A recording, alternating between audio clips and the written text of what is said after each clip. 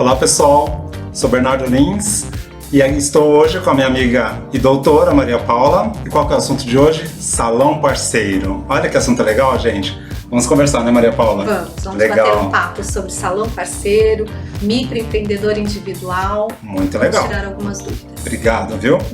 Obrigado por estar aqui comigo, viu, Maria Paula? Pode fiz questão de convidar a Maria Paula porque ela é especialista nesse assunto e nada melhor do que uma especialista para falar sobre, né, este conteúdo. E a gente vai bater esse papo bem gostoso e eu tenho certeza que vocês vão gostar. Bom, Maria Paula, eu quero perguntar o seguinte, né? O que é e como surgiu o Salão Parceiro? Pois bem, o Salão Parceiro, ele é uma lei recente. Agora, dia 26 de janeiro, já tem 2 anos essa lei.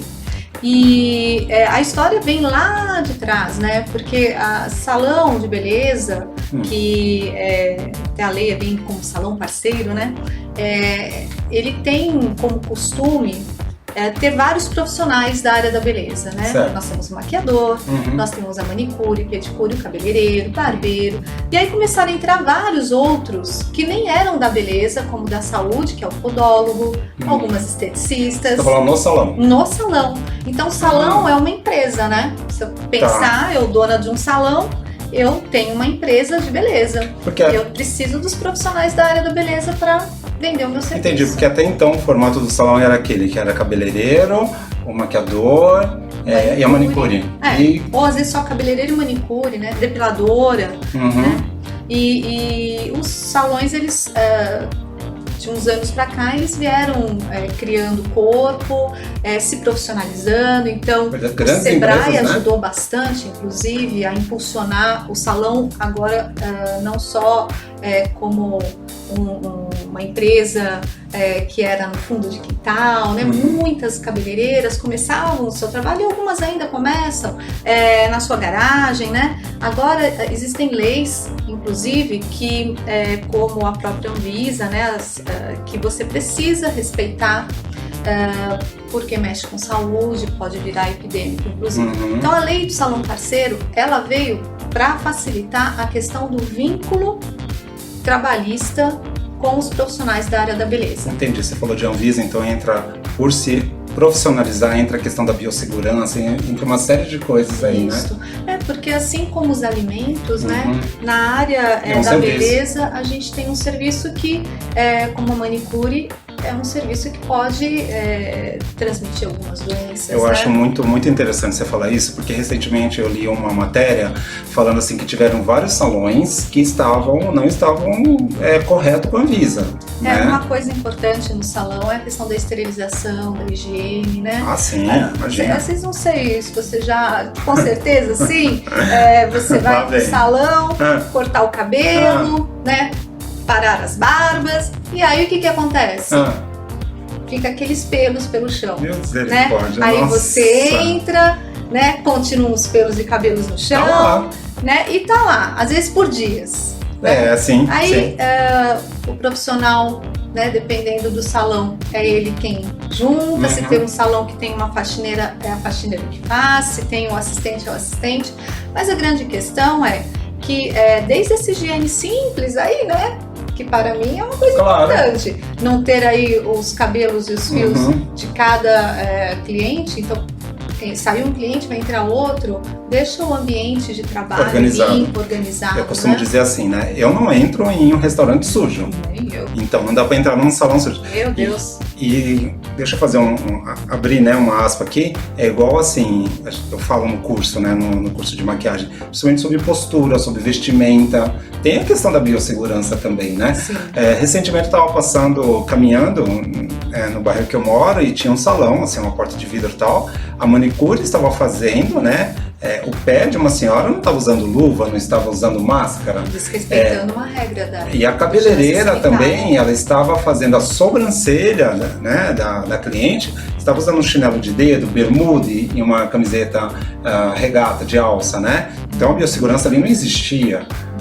Enfim, então, eu fico arrepiada quando vejo uma manicure sem luvas. Não dá, né? Não dá. Mas algumas dizem que não é possível porque atrapalha. A gente sabe que tudo é hábito. Tudo é hábito mesmo, né? Bom, vamos continuar, né? Que o papo Sim. tá bom, né? A gente acaba desviando um pouco. Mas bora lá. Mas faz parte do né, do a assunto. lei, então, ela surgiu de uma necessidade. São várias as necessidades do salão. Uma delas é a questão do vínculo trabalhista. Tá. Nós tínhamos, antes dessa lei, profissionais da beleza alugando cadeira. Já ouviu falar? Sim, muito. Como é que é isso? Aluguel de cadeira. Então, vamos pensar antes de 2017. Vamos lá, deixa eu me colocar dentro da situação, pode ser? Pode ser. Tá, então eu sou um profissional. Por favor, me corrija, doutora. Doutora Maria Paula. Eu sou um profissional da maquiagem, design de sobrancelhas, né? Tantas outras coisas, mais especificamente disso. E aí, tem aquele salão que aluga a cadeira. Ok até aí? Ok, isso vamos pontuar na linha do tempo. Antes de 26 de janeiro de 2017. Tudo bem. Como era? Certo. Era assim. Aí eu ia lá, conversava com a dona, ou o dono do salão, e falava assim, olha, eu tenho uma gama de clientes, e aí eu gostaria de alugar essa cadeira, teria um valor por hora? Seria isso? Era, por dia, talvez? Na verdade, isso era... como que era? Na verdade, a negociação você acabava ali. Negociando metade do valor do serviço. Se você fornecia ou não fornecia o material, né? Então. Podia ser metade, ou às vezes o salão ele ganhava 40%, 30%, um pouco mais que para o Em algum momento eu acho só também, né, abrindo um pouco, é importante fazer um contrato, porque palavras o vento leva, né? Muito bem, e aí eu alugava aquela cadeira e aí eu trabalhava ali, então dentro dessa porcentagem que eu conversei com o dono, com a dona, era repassado para o salão, é isso mesmo? Isso. Só que tem e o que mudou? Qual era o problema? Esse contrato de aluguel em São Paulo e na grande maioria dos estados brasileiros, ele não era reconhecido pelo Ministério do Trabalho. Nossa! Então, muitas ações trabalhistas surgiram ou por uma fiscalização do Ministério Público do Trabalho, que aconteceu, se eu não me engano, acho que em 2014, 2015, algumas forças-tarefas aconteceram porque existiam muitas ações trabalhistas de manicures, cabeleireiros na Justiça do Trabalho. E aí chamou a atenção do Ministério Público do Trabalho, que através dos seus auditores, foram os fiscais do trabalho, eles foram a bater a porta de vários salões, né? Salões pequenos, salões grandes, independente e muitos receberam ali uma multa, receberam ali gorda multa, né? Porque o que acontece? Precisaria se regularizar. E quando você tem um vínculo trabalhista de uma pessoa que está lá há 2, 3, 10 anos, você não recolheu o fundo de garantia, não pagou 13º, não pagou férias, INSS. E o Fundo de Garantia e INSS, muito embora ele é um benefício ali para o empregado, ele também tem alguns fins sociais, né, que são utilizados pelo governo. Por exemplo, se ele se machucasse, né, essa manicure que a gente acabou de comentar, que não usa um calçado fechado, tava de bermuda e tal, se ela se machucasse, ela não ia ter um direito a um auxílio-doença. Auxílio-doença, auxílio-acidente, né? Complicado o negócio, hein? Então o que acontece? Saía caro pro salão, né? Manter um profissional desse. E o profissional não queria também ser registrado, porque normalmente ele era registrado com um salário mínimo. Né? E se ele trabalhasse sem registro, basicamente ele ganhava mais. Por quê? Porque não tinha desconto? Tudo era sonegado, se a gente parar pra pensar, né? Não tinha os descontos que haviam necessidade, imposto de renda e tudo mais. Aí chega essa lei.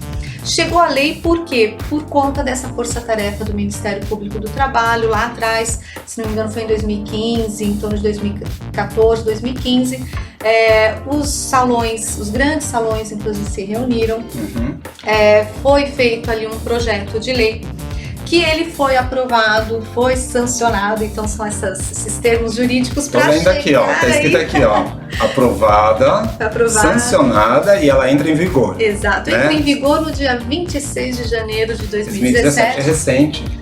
Tem 2 anos agora. Tem uma cronologia do projeto até o dia que é sancionado, entra em vigor, porque realmente foi uma batalha da própria categoria, tanto dos empregados, dos empresários, né, donos de salão, quanto dos profissionais, porque eu digo até, como advogada, que é uma lei muito boa para as duas partes. Bacana, né? Não é uma lei que é só para o empresário, dono do salão, ou só para o Eu acho muito bacana quando beleza. tem uma lei, assim, né, que é aprovada, sancionada, entra em vigor, que ajuda, né, os profissionais. Tudo é baseado numa lei, né? Então, com a informação, não necessariamente pela formação, mas a informação, você consegue chegar a um local, um lugar, né? Porque você tem uma lei já, que já está em vigor. Aí vamos falar um pouco da lei? Não está tramitando. Ó, tá chique, hein? Não é isso? Está tramitando, é isso aí. Porque a gente aprende com os amigos, né? Você queria falar o quê? Acho que a gente pode falar um pouco o que essa lei trouxe aí de legal. diferente. Tá bom. Bom, com essa lei não existe mais o aluguel de cadeira, né? Então, já não era reconhecido, né? Na verdade, ele mostrava boa-fé do dono do salão na época, né? Mas não era reconhecido, isso era inclusive visto como uma fraude trabalhista. Mas nada impede da pessoa que tem um salão alugar uma cadeira. Não existe mais o aluguel da cadeira. Então ele não pode. Não. Isso é contra a lei? É contra a lei. Jura? Juro. Mentira. O que nós temos hoje na lei? Então, essa lei, ela trouxe alguns requisitos. Então, a primeira coisa é que o profissional parceiro, ele precisa ser uma empresa. Para ele fazer contrato de parceria com um salão, ele não pode fazer como pessoa física, seu RG, seu CPF. Ele tem que abrir uma empresa, né? Aí as pessoas falam, mas que tipo de empresa? E aí depende, né, do faturamento que você vai programar aí para aquele primeiro ano, segundo ano e aí vai. A gente tem vários tipos de empresa, né? A mais comum hoje para a área da beleza é o microempreendedor individual, o MEI. Né? O MEI, a gente já fala sobre ele, né? Mas o MEI, ele traz algumas facilidades, eu gosto muito de recomendar. Você vai falar sobre o MEI, mas a gente acha no site do Sebrae, né? A gente acha... O MEI até tem um portal do empreendedor, que é o portal do empreendedor.gov.br, que você acha todas as informações de quem é o MEI, quem pode ser MEI, né? O que precisa fazer para se cadastrar como microempreendedor individual. Ok. Então, essa lei, duas coisas ela veio fazer. Ela veio trazer para o salão a regularização desse aluguel de cadeira, né? Então agora não se chama mais aluguel de cadeira, existe agora um contrato de parceria. Olha que legal. Dentro do contrato de parceria é que tem as cláusulas dizendo qual é o espaço que esse profissional vai utilizar, se é a cadeira 1, 2 ou 3. Isso é muito legal, porque foi o que eu falei há pouco sobre o contrato. Exato. Porque você chegava lá, vou colocar uma situação, de repente você chegava lá e falava assim, 40%, digamos, né? 40% para o salão e 60% para mim. Aí de repente o dono do salão poderia falar assim, não, é 60% para o salão e 40% para mim. Então agora para ter, vamos dizer, alugar a cadeira, precisa ter esse contrato de parceria. Isso é muito legal. Inclusive, se não existisse contrato por escrito e homologado no sindicato, né? O sindicato agora ele virou um fiscal desse contrato. E fiscaliza mesmo? Ele fiscaliza. Teve algum probleminha no começo, mas hoje em dia eles fazem direitinho, não é legal. O que acontece? Esse contrato ele deve ser escrito. Existem aí algumas cláusulas que elas precisam existir dentro desse contrato, porque a lei ela traz quais são as cláusulas que são obrigatórias ele é homologado. Então, se ele for escrito e homologado, ele é válido. Se ele for só escrito e não for homologado, ele não vale. Então, significa que aquele vínculo entre dono do salão e o profissional não é só de parceria, vai ser nulo e ele vai ser considerado um empregado sem registro. É um documento que não vai ter validade nenhuma. Exato. E é importante essa lei aqui, viu? Não, e eu achei legal essa informação, Maria Paula, porque as pessoas que estão ouvindo, que estão assistindo, eu tenho quase certeza que não sabiam. Eu, sinceramente, não sabia disso. Né? Porque ainda tem o costume de falar o aluguel da cadeira, vamos fazer um contrato para o aluguel da cadeira. Tudo bem ter esse costume, mas se a gente for falar tecnicamente, agora é um contrato de parceria. Entendi. Né? Tá. Então, ela fez com que muitos profissionais que não tinham empresa aberta agora precisou abrir. Por quê? Porque agora ele também recolhe todos os impostos, né? Se ele abrir uma empresa como empresário individual, né? Que é um nome técnico para falar que você não tem sócios. Você é uma empresa sozinho. Você vai escolher pagar os tributos pelo Simples Nacional, que é uma forma tributária, ou, conforme o seu contador vai te orientar, você vai ver a melhor maneira de pagar todos os tributos. Então. Se for o microempreendedor individual, é uma parcela fixa mensal, que já a gente fala, vocês vão ver que vale muito a pena. Então, se eu procurar por essa lei 13.000, eu vou anotar aqui embaixo, tá, gente? 13.352, ele vai falar exatamente sobre esse contrato, tudo isso que você acabou de falar. Isso. Bacana, ótimo. Então, gente, procurem sobre a lei 13.352 se você quer fazer uma parceria com o salão, né? E aí vai estar tudo lá, e é bacana, você vai ter uma orientação, beleza? Você queria falar sobre microempreendedor individual, é isso? Isso, porque, veja só, essa lei ela tá veio... totalmente ligada, né? Todos, muito. Essa lei ela veio linkar duas leis que já existem. Então, a lei do Salão Parceiro linkou a lei que reconhece os profissionais da beleza, né? E também a do microempreendedor individual. Certo. Por quê? Ela diz que a pessoa, o profissional, ele tem que ser uma empresa, mas não obrigatoriamente um MEI. MEI vai ser ele pensando como empresa qual é o planejamento financeiro dele dentro daquele ano. Então, vou falar da manicure, da depiladora e do cabeleireiro. E do maquiador, E por do favor. maquiador, né? sim, claro. Mas se eu for pensar nesses 4 profissionais, né? Eu tenho ali a manicure e a depiladora, possivelmente, dependendo do valor que é cobrado para fazer a mão e o pé, ou os dois, né, como um combo, ela talvez não ultrapasse R$81 mil de faturamento anual. E por que esse 81 mil? Porque o microempreendedor individual, um dos requisitos é você, no faturamento, não ultrapassar R$81 mil anuais. Esse valor que você está falando é atualizado. Essa informação é atual. Acho que é. Fiquei na dúvida. Ficou na dúvida? A gente não, tudo bem, tá tudo bem. A gente dá uma olhada, é só olhar no site do Sebrae. Peraí. Não é isso? Não, na verdade eu entrei no site e ele tava assim, só que é bom a gente verificar. Vou até olhar agora. Tá bom. Vamos lá. A gente vai dar uma olhada aqui, tá ok? Então, pessoal, a gente vai dar uma olhada, a gente vai pegar essa informação e trazer fresquinha para vocês, tá? Porque a gente teve agora, no dia 1º de fevereiro de 2020, o aumento do salário mínimo. Né? Então pode mudar. Pode ser, bacana. mas o que acontece? Precisa vir também uma lei alterando o valor, né? A última alteração, ela tem 1 ano atrás. Então, não tenho conhecimento de nenhuma lei que alterou novamente o valor do faturamento. Antigamente era 61 mil. Então, por isso que eu te perguntei. E agora é 81 mil. Tá. Já tem uns 2 anos isso. 1 ano e meio, uns 2 anos. Tá, não vou lembrar de cabeça. Então vamos fazer o seguinte, a gente pede pro público, né? É só entrar. Boa. Né? Pra gente otimizar um pouco o tempo aqui. Será que quem que tá certo, né? Quem que tá certo? Tá certo? Então entra no site do Sebrae, né? Pra saber qual é esse valor que você não pode ultrapassar. É isso? É isso. É isso mesmo, mas o que acontece? Só voltando. A gente tem então alguns requisitos. 81 mil por ano de faturamento, que em média dá R$6.750, né, por mês. A atividade econômica tem que estar prevista na lei, porque existe a lei que criou o MEI, né? E tem o maquiador, ele está previsto nesta lei, e aí você consegue acessar essa informação no portal do empreendedor.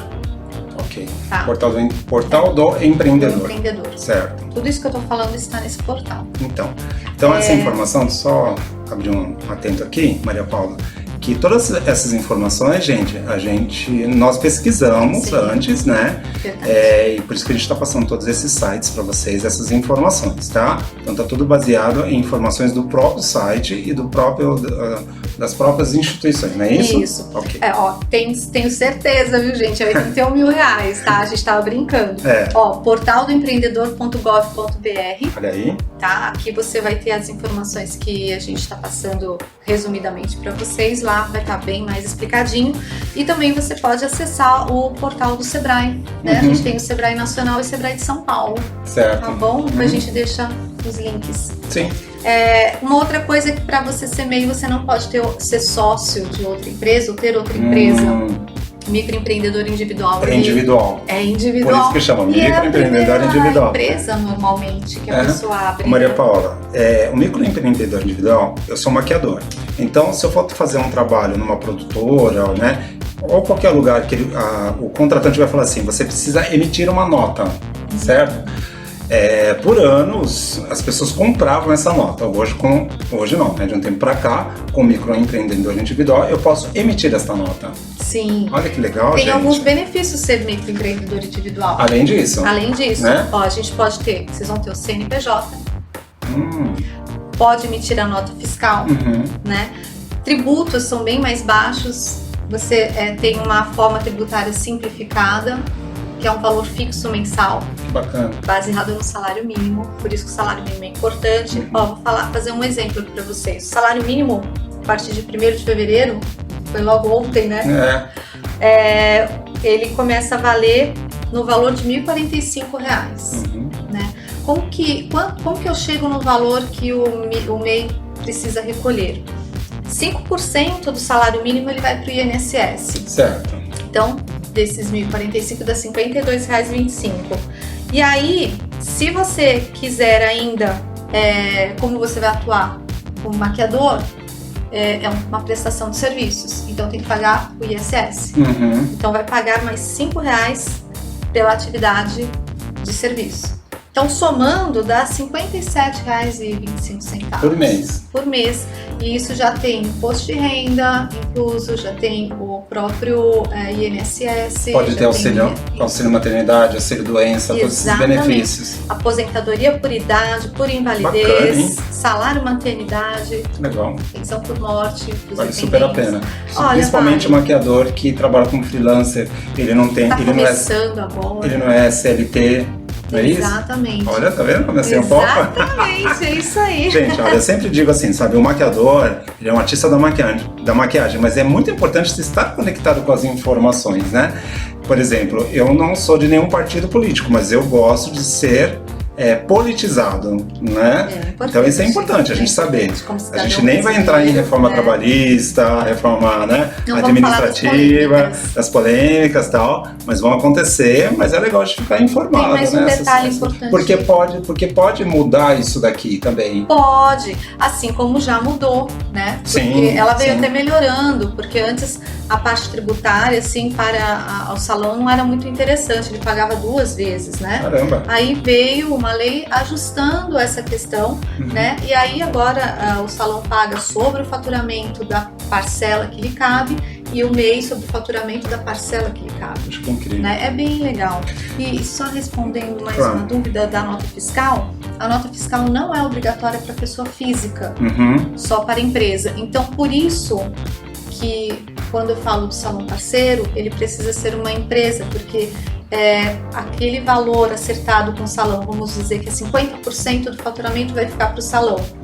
Eu preciso, como profissional parceiro, emitir a nota desses 50%. Tá, ok. Então por isso que eu falei do contratante, né? Se eu for fazer uma feira, como já aconteceu na época, fui fazer a feira do automóvel. O meu contratante era uma pessoa jurídica, então ele solicitou a nota, né? Que depois eu acabei fechando o MEI, porque virei CLT, enfim. Mas eu emitia a nota, tranquilamente, porque eu tinha uma empresa. E é importante para deixar todas as questões tributárias e contábeis em ordem, né? Você agora é um empreendedor. Então, pelo que a gente conversou aqui, né, o maquiador, o design de sobrancelha, ele pode fazer essa parceria. Pode. Porque é profissional. Exatamente. Na verdade, na parceria, aí vem uma outra questão, né? Nessa parceria, ok, fiz a parceria lá com o dono do salão. É claro que é do meu interesse fazer a divulgação, certo?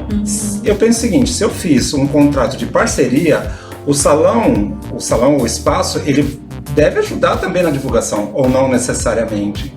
Na verdade, existe um interesse de ambas as partes, né? Porque o salão ele precisa do profissional, porque é através do profissional que ele vai conseguir desenvolver aí a prestação de serviços. E o profissional precisa do salão porque o salão ele está ali ofertando toda a infraestrutura. Dentro da infraestrutura eu vi muitos salões e eles fazem uma parceria bem legal realmente com seus parceiros, que é auxiliá-los com as suas redes sociais, né? Auxiliar desde a orientação, né, até promover espaços dentro do salão para que esse profissional possa fazer seus vídeos, né, seus podcasts, e aí acaba fazendo toda essa divulgação. Ficou a dica aqui pro cara. Se usa muito o Instagram. Sim, o Instagram é uma ferramenta maravilhosa. Que faz os vídeos, conversa com a cliente, o próprio profissional, às vezes ele é representante de uma marca, e aí ele acaba trabalhando dentro do salão com essa marca. Quer dizer, há uma grande parceria aí entre o salão e o profissional. Tá. Existem salões que só trabalham com a parceria, sem ter funcionários? Hoje, isso que é legal dessa lei, ela fez com que o dono do salão não fosse mais obrigado a registrar com a CLT, né? Houveram várias reformas trabalhistas, mas ainda existe o contrato de trabalho, que é o vínculo trabalhista, que é a regra, né? E aí a gente tem essa lei que traz para os profissionais da beleza uma oportunidade de ser autônomo. Né? Só que ele pode ser autônomo num único salão. Antigamente, antes dessa lei, ele não podia, né? Mesmo que ele quisesse. Entendi. Tá ok. Gente, o papo tá ótimo. Foi muito legal, Maria Paula. Foi, gostei. Obrigado, gostei muito obrigado mesmo, assim. Sempre as ordens. Quer deixar seu recado? Suas redes sociais, por favor. Pois é, vou falar do meu Instagram. Meu Instagram é Maria Paula WU. Vocês vão me encontrar, é mariapaula.w, verdade, sempre esqueço. Tudo bem, mas vocês vão encontrar ela. Eu acabo postando algumas dicas, falando um pouco sobre alguma coisa sobre a lei, falando sobre a área da beleza.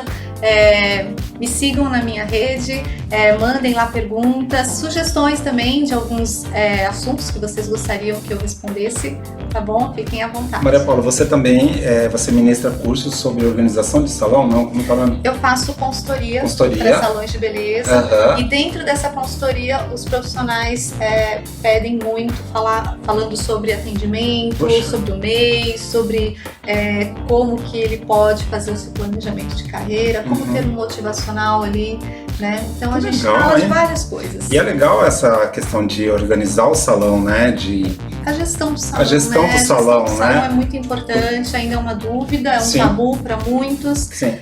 Independente do tamanho do salão, né? Porque ele pode ser pequeno, ele pode ser grande, ou muitas vezes também você está prosperando, você está crescendo e você não sabe qual o caminho que vai, né? Então essa consultoria você faz também. Sim, a gente trabalha com várias ferramentas, né? É basicamente a gestão e consultoria dessa gestão. Para o autônomo e também para o salão. Aquela história, quem tem bons amigos não morre pagão. Olha eu aqui, ó. Muito obrigado pela audiência. Vocês vão me encontrar. Não esqueçam de me seguir nas redes sociais como @BernardoLinsMaquiador. Acesse meu site www.bernardolins.com.br. Ok? Tchau, gente. Até a próxima.